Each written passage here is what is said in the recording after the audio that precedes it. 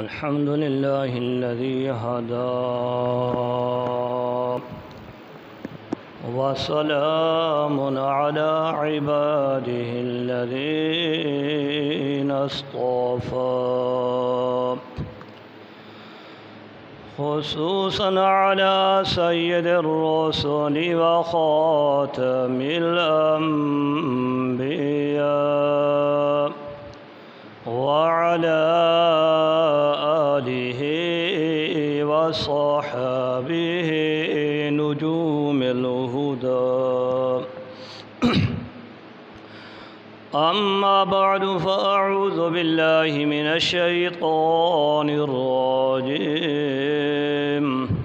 بسم الله الرحمن الرحيم واذكر في الكتاب إسماعيل إنه كان صادق الوعد وكان رسولا نبيا صدق الله العلي العظيم وصدق رسوله النبي الكريم ونحن على ذلك لمن الشاهدين والشاكرين والحمد لله رب العالمين۔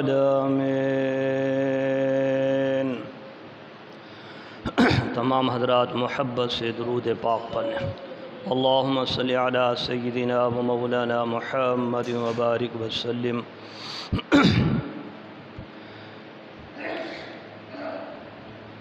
حضرات گرامی، آج ماہ ذی الحجہ کی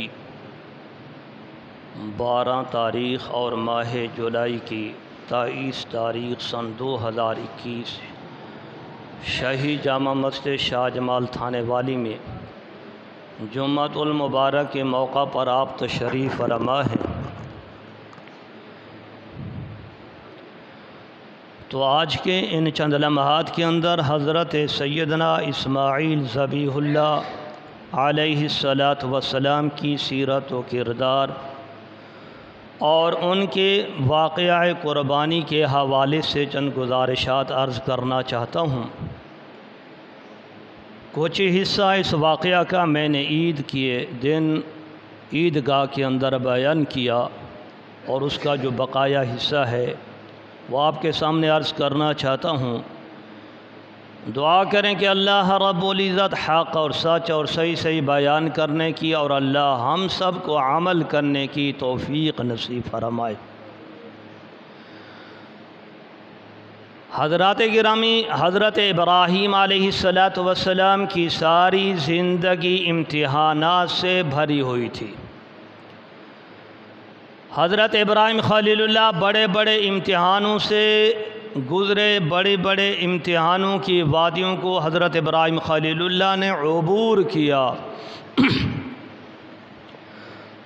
تو جس طرح حضرت ابراہیم علیہ السلام کے اوپر بڑے بڑے امتحان آئے، اسی طرح آپ کے فرزند ارجمند حضرت اسماعیل ذبیح اللہ کے اوپر بھی بڑے بڑے امتحان آئے۔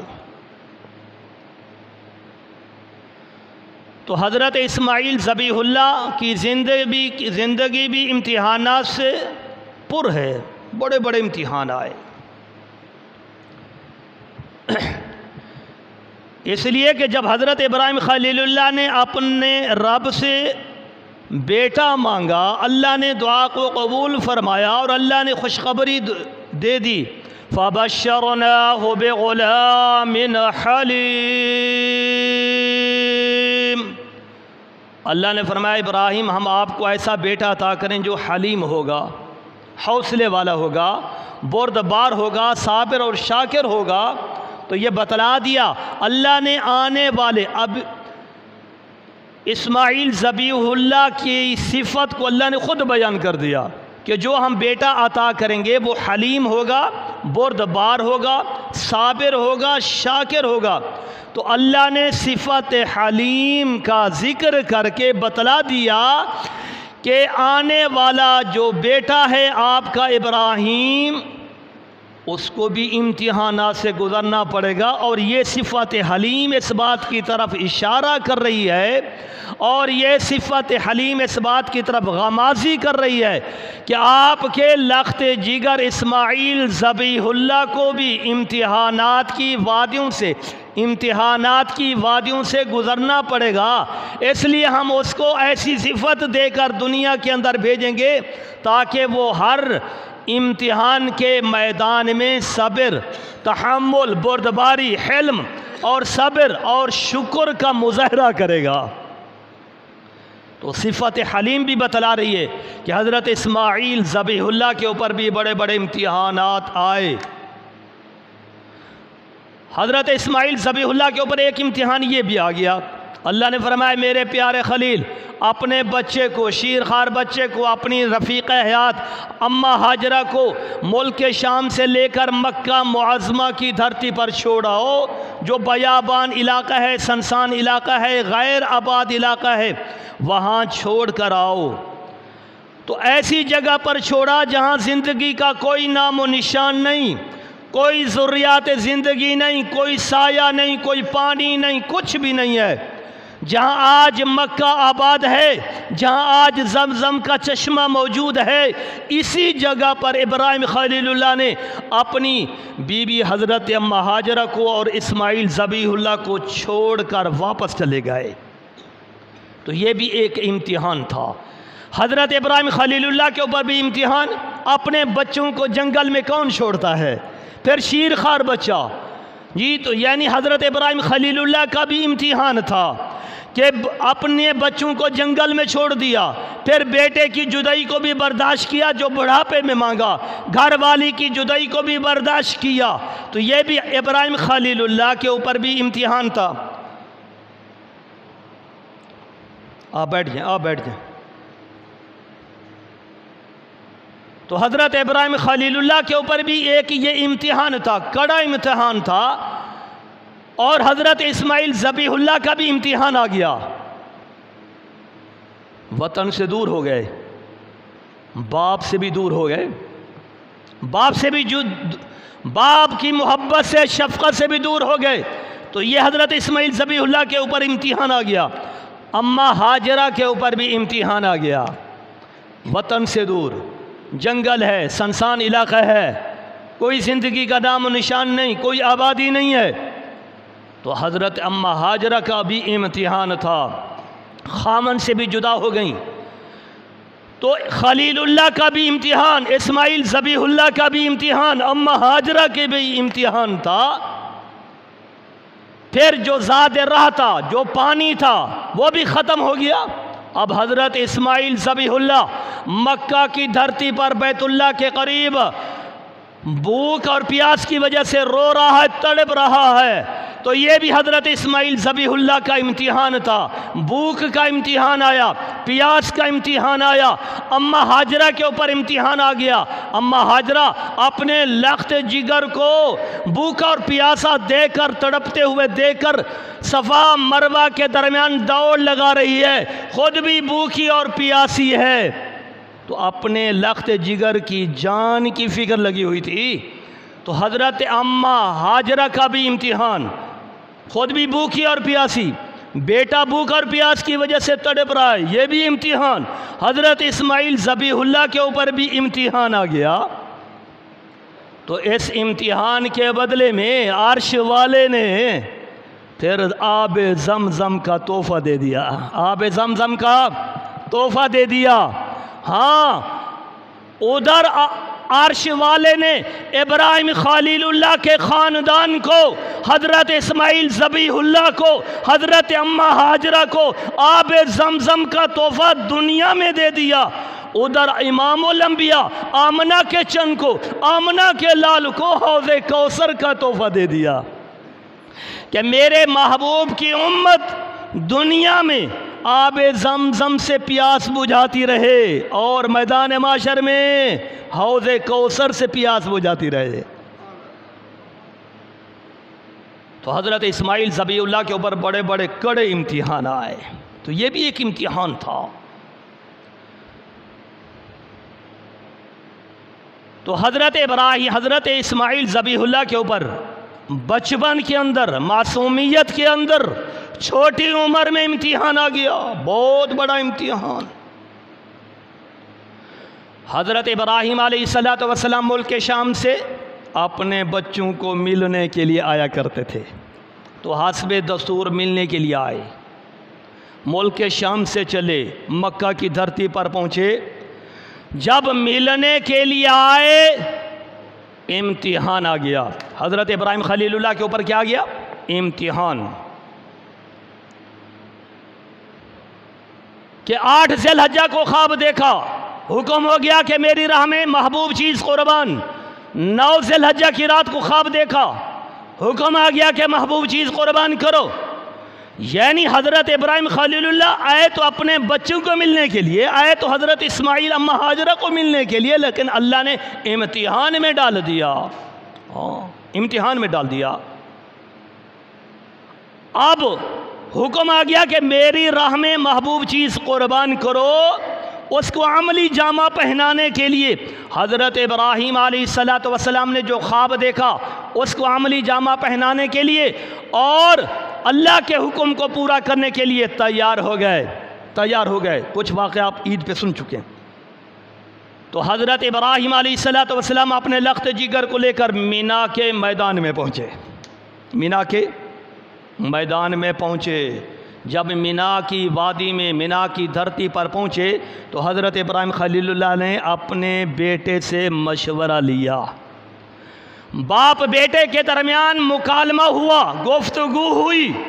اب مینا کا میدان ہے، مینا کی وادی ہے، مینا کی وادی میں یا خلیل اللہ موجود تھا یا ذبیح اللہ موجود تھا، اس کے علاوہ اور کوئی نہیں تھا۔ یہ عرش والا منظر دیکھ رہا تھا کہ آج میرا خلیل بڑے امتحان کو پاس کرنے کے لیے مینا کی وادی میں اترا ہوا ہے، اور حضرت اسماعیل ذبیح اللہ یہ معصوم بچہ لخت جگر بھی امتحان کے لیے تیار ہو چکا ہے۔ تو حضرت ابراہیم علیہ السلام کے درمیان اور بیٹے کے درمیان گفتگو ہوئی، جس کو قرآن نے بیان کیا۔ فَلَمَّا بَلَغَ مَعَهُ السَّعْيَ قَالَ يَا بُنَيَّ إِنِّي أَرَى فِي الْمَنَامِ أَنِّي أَذْبَحُكَ فَانظُرْ مَاذَا تَرَىٰ قَالَ يَا أَبَتِ افْعَلْ مَا تُؤْمَرُ سَتَجِدُنِي إِن شَاءَ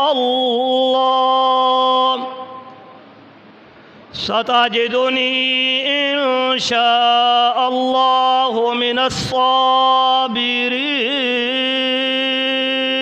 اللہ نے وہ نقشہ بیان کر دیا جو باپ بیٹے کے درمیان گفتگوئی، اللہ نے قرآن کے سینے پر اس کو محفوظ کر دیا۔ حضرت ابراہیم خلیل اللہ نے بیٹے سے مشورہ مانگا کہ میں نے بیٹا خواب دیکھا ہے، میں تمہیں ذبح کر رہا ہوں۔ پدر بولا کہ بیٹا میں نے خواب دیکھا ہے، پدر بولا کہ بیٹا میں نے خواب دیکھا ہے، کتاب زندگی کا ایک نرالا باب دیکھا ہے، تیری کیا رائے؟ فانظر ماذا ترى۔ بیٹے نے ابا جان آپ میری فکر نہ کریں، اللہ نے جو حکم دیا اس کو پورا کریں۔ تیار ہو گئے، باپ بھی تیار، بیٹا بھی تیار ہو گیا۔ اب حضرت اسماعیل ذبیح اللہ نے فرمایا ابا جان میں قربان ہونے کے لیے تیار، آپ قربان کرنے کے لیے تیار؟ تو میری 3 تجویزیں ہیں جو حضرت اسماعیل ذبیح اللہ نے مینا کے میدان میں کھڑے ہو کر اپنے ابا کے سامنے پیش کیں۔ معلوم یہ ہوا کہ اولاد اپنے ماں باپ کو تجویز دے سکتا ہے، مشورہ دے سکتا ہے، چاہے چھوٹی عمر کا ہو چاہے بڑی عمر کا ہو۔ تو حضرت اسماعیل ذبیح اللہ نے کہا ابا جان پہلی رائے اور پہلا مشورہ، پہلی تجویز یہ ہے آپ مجھے اوندا منہ لٹا دیں۔ فَلَمَّا أَسْلَمَا وَتَلَّهُ لِلْجَبِينِ، پیشانی کے بال مجھے لٹاؤ ایک، تاکہ نظر سے نظر نہ ملے، دوسرا اپنی آنکھوں پر پٹی باندھ لو تاکہ یہ احساس نہ ہو کہ میں کس کو ذبح کر رہا ہوں، تاکہ شفقت پدری آڑے نہ آ جائے۔ اور تیسری تجویز کیا دی؟ میرے ہاتھ پاؤں رسی سے باندھ لو۔ عمل ہو گیا۔ اب حضرت ابراہیم علیہ السلام نے ان تجاویز پہ عمل کرتے ہوئے بیٹے کی گردن پہ گلے پہ چھری چلانا شروع کر دی۔ اب چھری نہیں چل رہی تو حضرت اسماعیل ذبیح اللہ نے فرمایا ابا جان معلوم یہ ہوتا ہے کہ اللہ کو یہ انداز قربانی پسند نہیں ہے، اللہ اس انداز میں ہماری کو قربانی پسند نہیں کرنا چاہتا، لہذا مہربانی فرمائیں آپ اپنی پٹی آنکھوں سے کھول دو، میرے ہاتھ پاؤں بھی کھول دو اور مجھے سیدھا لٹا دو، شاید اللہ کو یہ انداز پسند ہے۔ پہلی دفعہ ذبح کا عمل شروع کیا، چھری نہیں چلی، یہ واقعہ بیان ہو چکا ہے تفصیل سے۔ اب دوسری دفعہ پھر جو ترمیم شدہ تجاویز حضرت اسماعیل ذبیح اللہ نے ابا کو پیش کی ان پہ عمل ہو گیا۔ اپنی پٹی کھول دی، حضرت اسماعیل کے ہاتھ پاؤں کھول دیے اور سیدھا لٹا دیا۔ فلما اسلما، باپ بیٹا تیار ہو گئے، سر تسلیم خم کر لیا، اللہ کے حکم کو مانا، عملی جامہ پہنانے کے لیے تیار، پیشانی کے منہ کے بل لٹا دیا، پیشانی کے بل سیدھا لٹا کے اب دوسری دفعہ حضرت ابراہیم علیہ السلام نے ذبح کا عمل شروع کیا۔ بیٹے کی گردن پہ چھری رکھ دی، گلے پہ چھری رکھ دی۔ ہاں حالانکہ دیکھیں آپ یہ کتنا مشکل امتحان، موت سامنے ہے، پتہ ہے ابھی میں نے ذبح ہونا ہے، لیکن حضرت اسماعیل ذبیح اللہ نے اس ہیبت ناک عالم کے اندر بھی، خوف کے عالم کے اندر بھی، موت کے عالم میں اسماعیل ذبیح اللہ نے باپ کے ادب کا، احترام کا خیال رکھا ہے۔ ہاں یہ فیضان نظر تھا یا کہ مکتب کی کرامت تھی، یہ فیضان نظر تھا یا کہ مکتب کی کرامت تھی، سکھائے کس نے اسماعیل کو آداب فرزندی۔ ہاں جب حضرت ابراہیم علیہ السلام نے دوسری دفعہ بیٹے کی گردن پہ چھری رکھ کر چلانا شروع کر دی، عرش والے نے دیکھا خلیل اللہ نے میرے حکم کو پورا کر دیا۔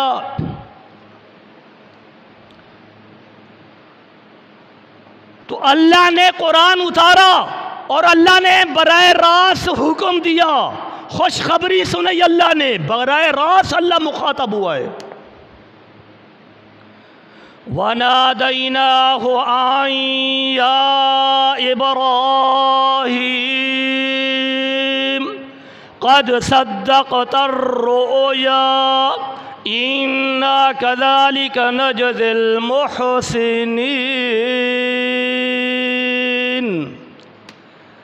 اللہ نے کہا کہ ہم نے پکارا، خود ندا دی، اللہ خود منادی کر رہا ہے، آواز دے رہا ہے، اللہ پکار رہا ہے کس کو؟ خلیل اللہ کو، کہ وَنَادَيْنَاهُ أَن يَا إِبْرَاهِيمُ، اللہ فرماتے ہم نے پکارا کہ ابراہیم قد صدقت الرؤیا، تو نے خواب سچا کر دکھا دیا، تو نے خواب پورا کر دیا، ہمارے حکم کی تعمیل کر دی، اس کو عملی جامہ پہنا دیا، تو ذبح کرنے کے لیے تیار اور بیٹا ذبح ہونے کے لیے تیار۔ عملی مظاہرہ پیش ہے، بیٹا نیچے ہے، باپ اوپر گردن پہ چھری رکھ کے چلا رہا ہے۔ عرش والے نے منظر دیکھا، اللہ نے ثبوت دے دیا، اللہ نے گواہی خود دی ہے حضرت ابراہیم علیہ السلام کے اس خواب کی تعمیل کی، اللہ نے خود گواہی دے دی کہ اے ابراہیم، اللہ نے گارنٹی دے دی کہ ابراہیم تو نے خواب سچا کر کے دکھا دیا ہے۔ تو ایک اللہ نے حضرت ابراہیم علیہ السلام کی صداقت کی، خواب کی صداقت کی گواہی خود دی۔ دوسرا، اور اللہ نے کیا کہا؟ إِنَّ هَذَا لَهُوَ الْبَلَاءُ الْمُبِينُ۔ اللہ فرماتے ہیں یہ بہت بڑی آزمائش تھی، اللہ خود کہہ رہا ہے، اس امتحان کو اللہ خود بڑا امتحان کہہ رہا ہے کہ یہ بڑا امتحان، بڑی ابتلا، بڑی آزمائش، کھلا امتحان تھا، جس کو اللہ خود کہہ رہا ہے کہ یہ اتنا بڑا امتحان، اللہ بہت بڑی آزمائش تھی، اللہ فرماتے ہیں۔ تو حضرت ابراہیم خلیل اللہ کے اوپر بھی یہ بہت بڑا امتحان، جس میں کامیاب ہو گئے، سرخرو ہو گئے، اللہ نے گارنٹی دے دی۔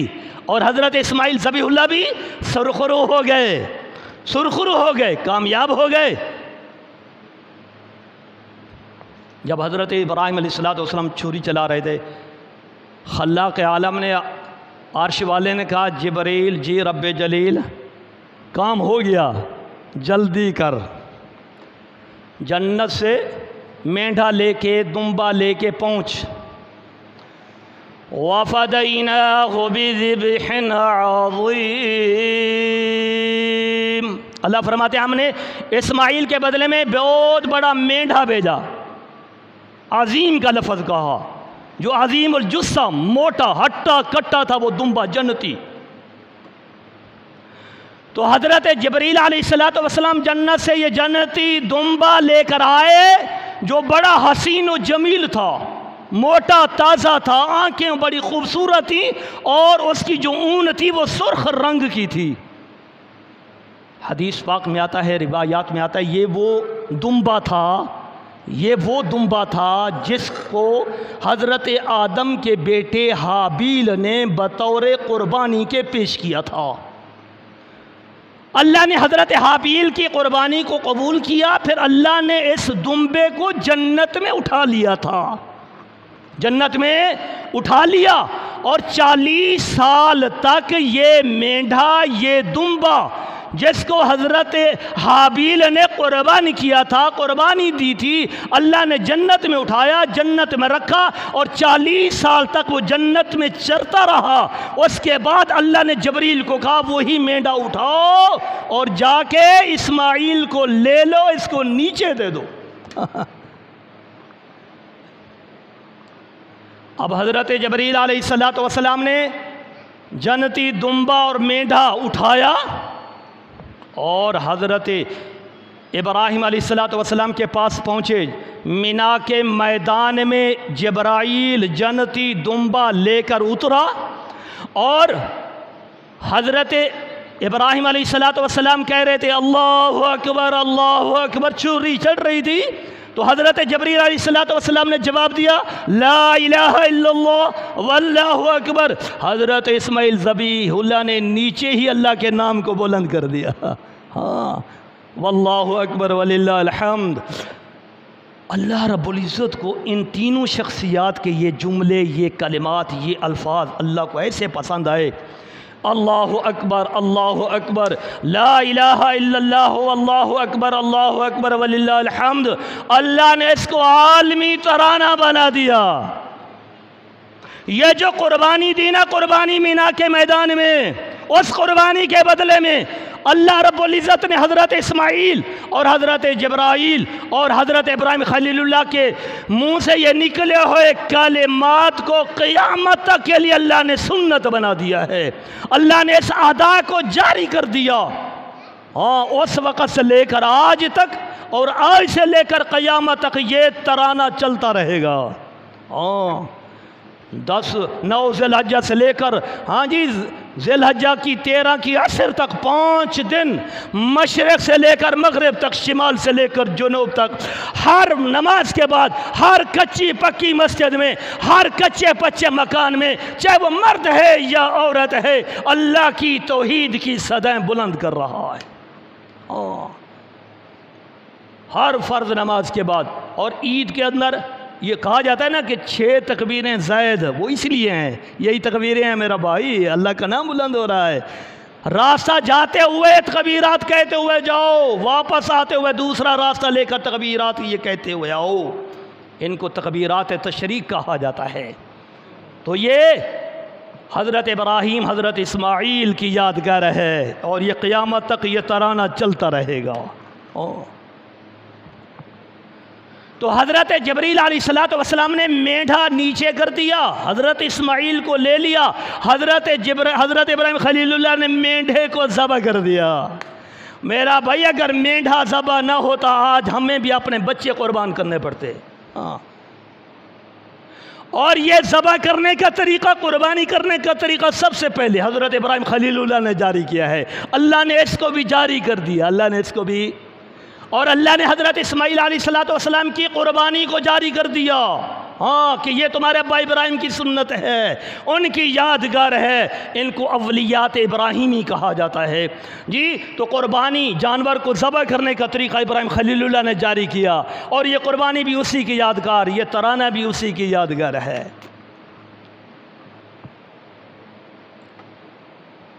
تو حضرت جبرائیل علیہ السلام، تو اس قربانی سے، فلسفہ قربانی سے ہمیں اس کیا سبق ملتا ہے؟ قربانی کا فلسفہ کیا ہے؟ کہ ہر حال میں اللہ کا حکم مانو، اللہ کی اتباع کرو، اس کی رضا کو حاصل کرنے کے لیے، اس کی خوشنودی کو حاصل کرنے کے لیے حضرت ابراہیم خلیل اللہ اور حضرت اسماعیل ذبیح اللہ آخری درجے تک پہنچے، آخری، پرواہ نہیں کی کہ اللہ راضی ہو جائے، عرش والا راضی ہو جائے، اس کی خوشنودی مل جائے، اس کا حکم پورا ہو جائے. کہیں بھی باپ بیٹے نے لے تو لال سے کام نہیں لیا، ہیلا سازی نہیں کی، اللہ کے حکم کو پورا کر کے دکھا دیا.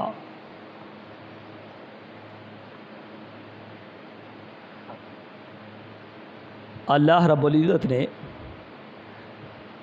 حضرت اسماعیل علیہ السلام مکے میں آئے، بچپن میں باپ چھوڑ کر چلے گئے، پھر جوان ہو گئے، قبیلہ جرہم وہاں آ کے آباد ہوا. مکہ کی آبادی کا سبب اللہ نے ماں اور بیٹے کو بنا دیا، اور قبیلہ جرہم آباد ہوا. یہ بہت بڑا قدیمی قبیلہ تھا اور بہت بڑا اونچے درجے کا قبیلہ تھا، اور اس قبیلے کا جو سردار تھا وہ بہت بڑا سردار، حکمران، فرمان روا تھا، جس کا نام میزاز تھا. میزاز. حضرت اسماعیل ذبیح اللہ کی شادی اسی سردار کے بیٹی سے ہوئی ہے.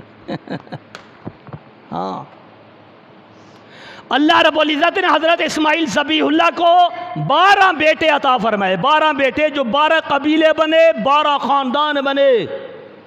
اور حضرت اسماعیل ذبیح اللہ نے 130 سال کی عمر میں انتقال ہوا، اور اپنی اماں کے پہلو میں ان کو دفن کیا گیا. تو حضرت ابراہیم علیہ السلام کی ساری زندگی، حضرت اسماعیل علیہ السلام کی ساری زندگی قربانیوں سے بھری ہوئی ہے.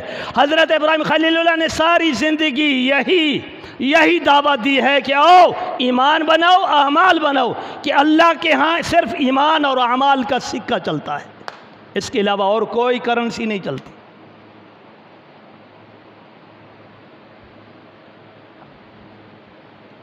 روایات میں آتا ہے، سرکار دو عالم صلی اللہ علیہ وسلم نے حضرت جبرائیل علیہ السلام سے ایک مرتبہ پوچھا کہ جبرائیل، علمہ شدید القوا، تو بڑو طاقت والا فرشتہ ہے، تو ذرا اپنی پاور شو کر.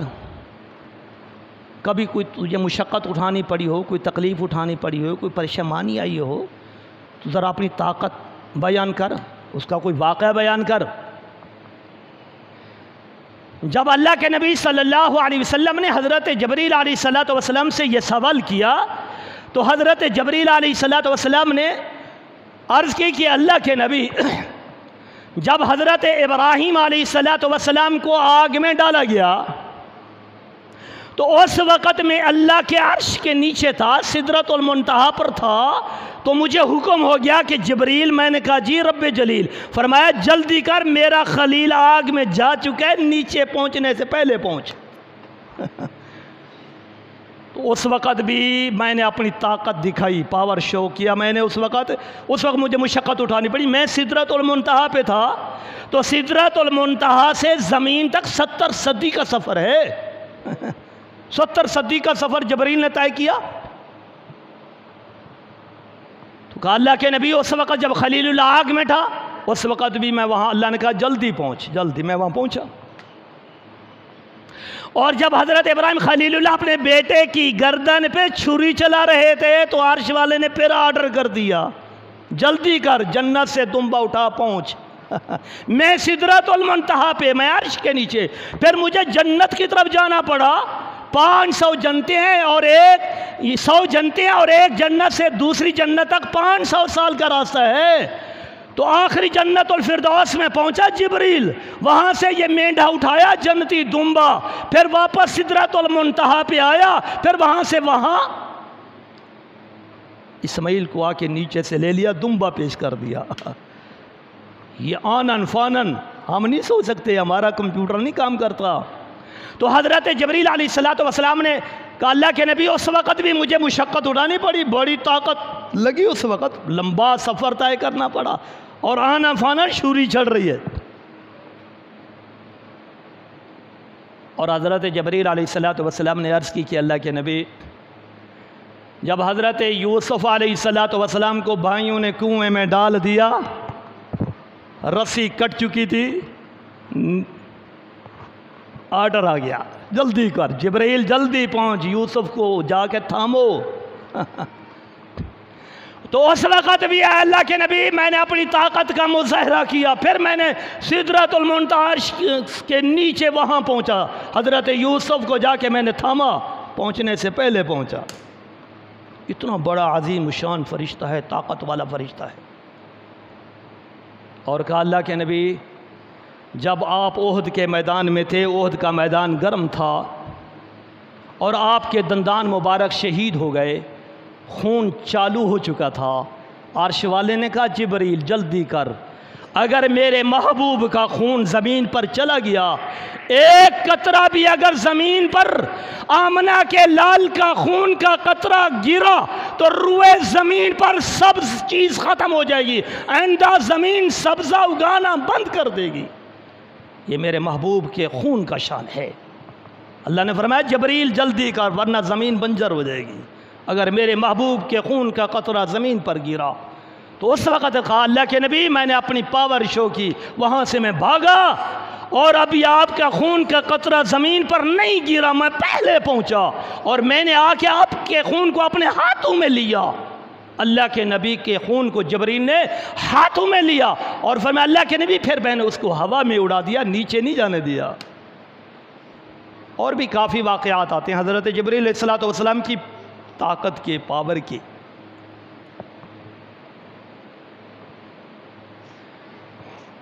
تو حضرت اسماعیل ذبیح اللہ کو اور حضرت ابراہیم خلیل اللہ کو اللہ نے بہت بڑا مقام دیا۔ کیوں؟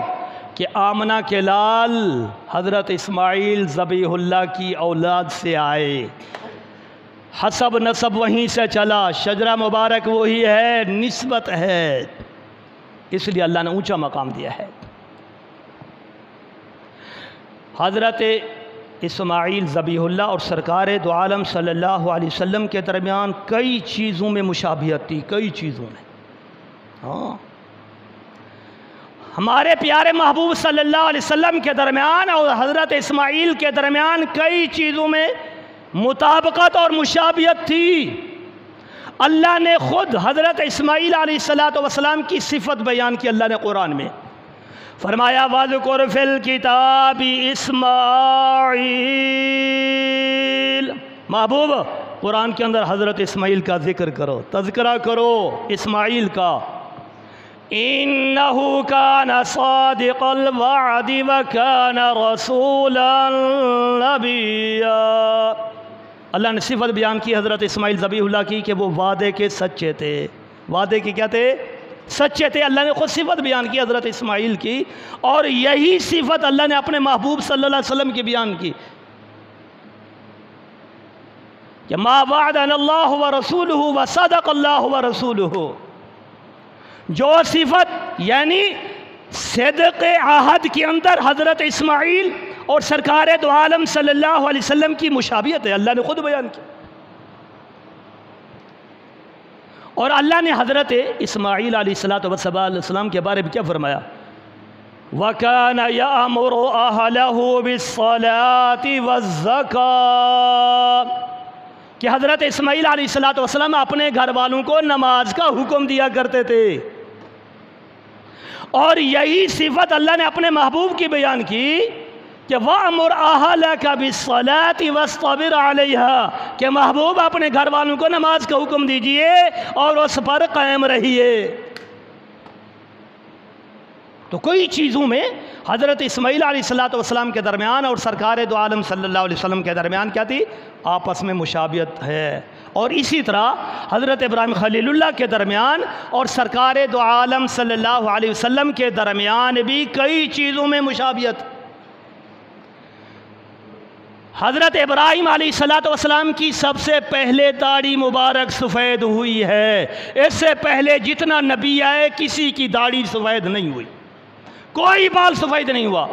حضرت نوح علیہ السلام 1400 سال کی عمر پئی ہے، 950 سال تو دعوت کا زمانہ تھا، اور حضرت نوح نے 1400 سال عمر پئی، لیکن موت تک حضرت نوح کا نہ ایک بال سفید ہوا نہ ایک دانت گرا۔ تو حضرت ابراہیم سے پہلے جتنا نبی آئے کسی کے بال سفید نہیں ہوئے، سب سے پہلے حضرت ابراہیم علیہ السلام کی داڑھی مبارک سفید ہوئی، تو پھر سرکار دو عالم صلی اللہ علیہ وسلم کی بھی داڑھی مبارک سفید ہوئی۔ 19 بال سرکار دو عالم صلی اللہ علیہ وسلم کی داڑھی مبارک میں سفید تھے۔ اللہ نے آپ کے حسن و جمال کو ہمیشہ کے لیے قائم رکھا ہے۔ تو یہ مشابہت ہے۔ اور حضرت ابراہیم علیہ السلام نے ابتدائی عمر کے اندر صرف ایک نکاح کیا۔ حضرت ابراہیم خلیل اللہ نے سب سے پہلے حضرت سارہ خاتون سے نکاح ہوا، اس وقت حضرت ابراہیم علیہ السلام کی عمر مبارک 37 سال تھی، 37 سال کی عمر میں۔ اور اسی طریقے سے سرکار دو عالم صلی اللہ علیہ وسلم نے ابتدائی عمر کے اندر ایک نکاح کیا حضرت اماں خدیجہ الکبریٰ سے، 25 سال کی عمر تھی آپ کی۔ تو پھر باقی جو شادیاں حضرت ابراہیم خلیل اللہ نے کی ہیں، متعدد نکاح کیے، وہ آخری عمر میں کیے ہیں۔ اور سرکار دو عالم صلی اللہ علیہ وسلم نے بھی جتنے بھی شادیاں آپ نے کی ہیں، نکاح کیے ہیں، آخری عمر میں کیے ہیں۔ یہ مطابقت اور مشابہت تھی۔ تو حضرت ابراہیم علیہ السلام کی زندگی بھی امتحانات سے پر ہے، اور حضرت اسماعیل ذبیح اللہ کی زندگی بھی امتحانات سے پر ہے۔ حضرت ابراہیم علیہ السلام ملک شام میں، اور حضرت اسماعیل ذبیح اللہ مکہ کی دھرتی پر ہیں، ملنے کے لیے آیا کرتے تھے۔ تو ایک دفعہ حضرت ابراہیم علیہ السلام اپنے لخت جگر کو ملنے کے لیے آئے، اپنی بہو کو ملنے کے لیے آئے، ملک شام سے چلے، سفر کیا، مکہ کی دھرتی پر پہنچے، حضرت اسماعیل علیہ السلام کے دروازے پر پہنچے، گھر پر پہنچے، دستک دی، پوچھا اسماعیل کہاں ہیں؟ بہو نے جواب دیا وہ باہر گئے ہوئے ہیں شکار کرنے کے لیے۔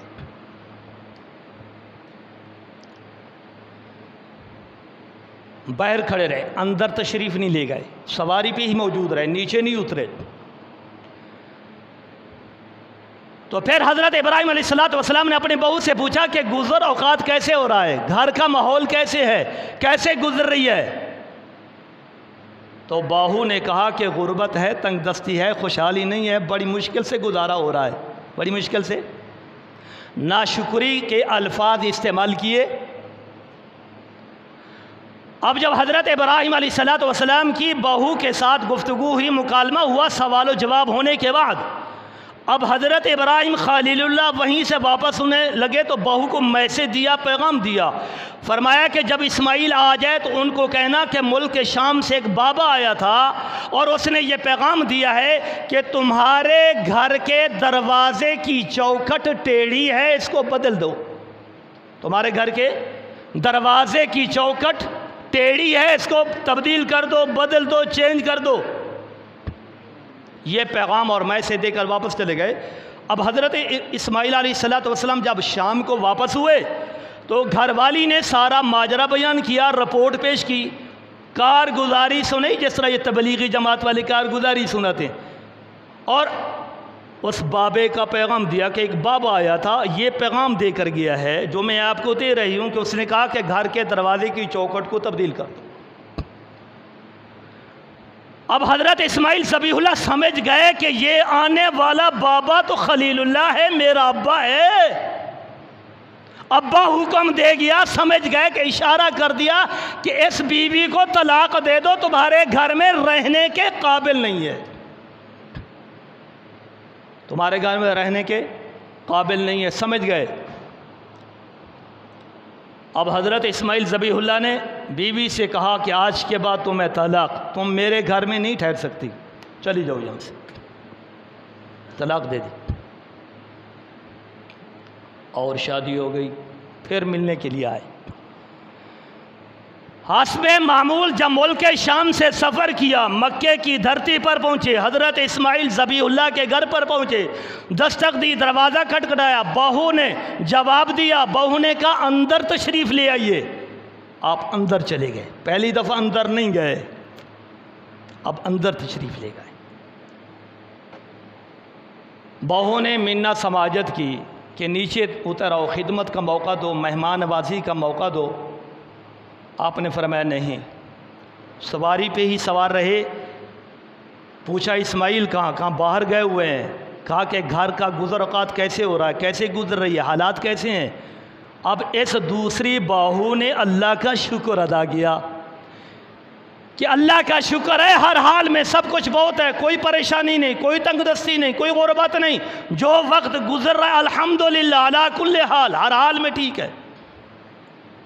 ناشکری کے بول نہیں بولے۔ اور اللہ کیا کہتا ہے، لَئِن شَكَرْتُمْ لَأَزِيدَنَّكُمْ، اللہ کا وعدہ ہے شکر کرو گے دروازے کھول دوں گا، ناشکری کرو گے تو پھر دروازے بند ہو جائیں گے۔ یہی تو وجہ ہے 100 من کنک چاتی کھڑو گے والی یاد کش نہیں تھا اس شوری پی میں دے۔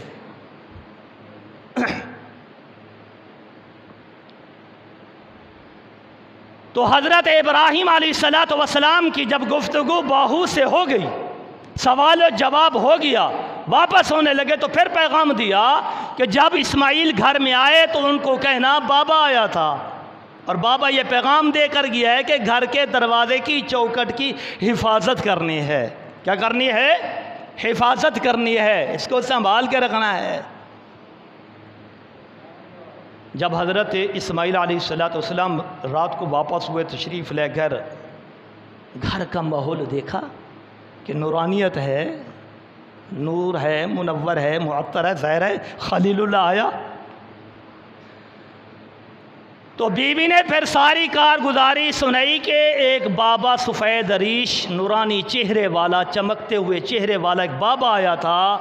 اس نے آپ کا آ کے پوچھا، آپ سے تو ملاقات نہیں ہو سکی، اس نے گھر کے حالات بھی پوچھے، گزر اوقات کے بارے میں بھی پوچھا، اور پھر جاتے جاتے یہ پیغام دے کر گئے ہیں کہ اسماعیل کو کہنا کہ گھر کے دروازے کی چوکٹ کی حفاظت کرنی ہے۔